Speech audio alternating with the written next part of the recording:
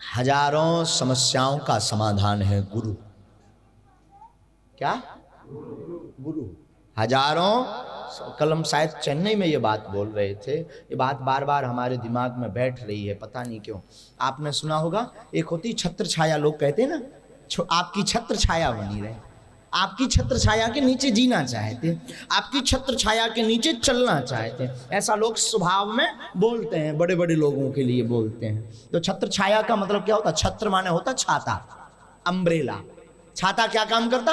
बारिश होती है तो छाता अपने ऊपर पानी को रख करके दूर फेंक देता, पर छाता के जो नीचे होता उसके ऊपर पानी अथवा ओलों की बरसात को नहीं जाने देता। उसी प्रकार गुरु भी एक छत्र है, वो जिसके जीवन में गुरु का छत्र होता है, वो संकटों की बरसात कितनी भी होती रहे, गुरु अपने ऊपर हो रहा है। और बुरा मत मानना, बड़े भाग्यशाली होते हैं जिनके कोई गुरु होते हैं। परम सौभाग्यशाली होते हैं जिनके कोई गुरु होते हैं, परम भाग्यशाली होते हैं जिनके कोई गुरु होते हैं। तो छत्र छाया का मतलब है गुरु। और सूत्र यही है, हम तो अपने जीवन में हम दरबार लगाते हैं भैया, दरबार में हमारी कोई क्षमता नहीं है, हमारे गुरु जी की क्षमता है। हमारे गुरु जी प्रेरणा दे दें, हमारे गुरु जी कृपा कर दें, निश्चित रूप से फिर कुछ बड़ा होने वाला है, उसमें कोई संदेह नहीं है। तो गुरु कृपा से ही ये दरबार लग रहा। बालाजी सबका भला करें, पुनः पुनः सबको आशीर्वाद, सबका मंगल हो, हनुमान जी की सब पर दया हो, और जितने लोगों को भी भलो हो सके। तो हमारा ध्येय है अर्जी के माध्यम से सिद्धि। देखो बुरा मत मानना, दरबार लगाने का कई बार हम गुरुजी को पूछते हैं, दरबार का कारण क्या है, आप दरबार क्यों लगवाते हैं, ये चमत्कार की क्या जरूरत है? तो बहुत प्यारी बात बोलते कभी कभी रात को गुरुजी कहते बेटा दरबार का और कोई कारण नहीं है, दरबार का मतलब ये नहीं कि चमत्कार दिखाना है, दरबार का ये भी मतलब नहीं है कि लोगों में प्रसिद्धि चाहिए, दरबार का ये भी मतलब नहीं है कि धन का पैसा तो लईत नहीं है, तो धन कमावे को कोनो विषय ही नहीं है, उल्टो ऊपर से खर्चा करी छटरी के बरे है। हाँ, तो अब तो जो तो कोनो वैसा ही नहीं है। तो फिर दरबार लगाने का ध्येय क्या है भैया? दरबार लगाने का केवल और केवल ध्येय यही है कि चमत्कार के भरोसे सही, सिद्धि के भरोसे सही, कृपा के भरोसे सही, कथा के भरोसे सही, यज्ञ के भरोसे सही, आप राम जी के हो जाओ, बस यही चिंता है।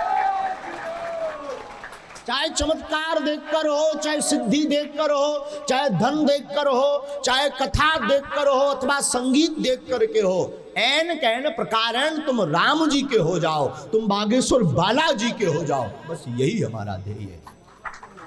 हो सकता गलत हो सकता गलत हो, और हम हमेशा बोलते हैं कि हमारी कथा, हमारे दरबार सबकी बस की बात नहीं है, न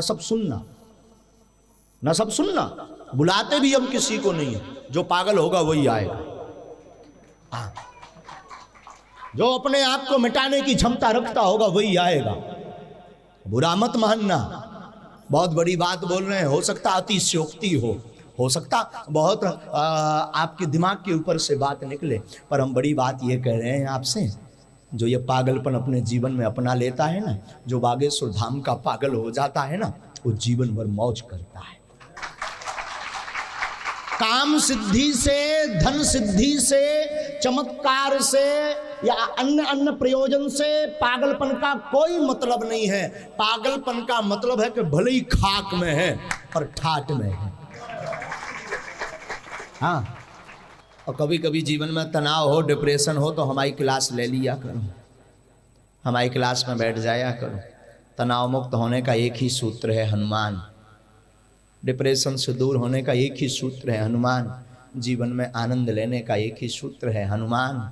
और अगर आपको आराम चाहिए, देखो एक किसी महापुरुष की वाणी थी, आराम की तलब है तो एक काम कर, आराम की तलब है तो एक काम कर, का राम की शरण में राम राम कर।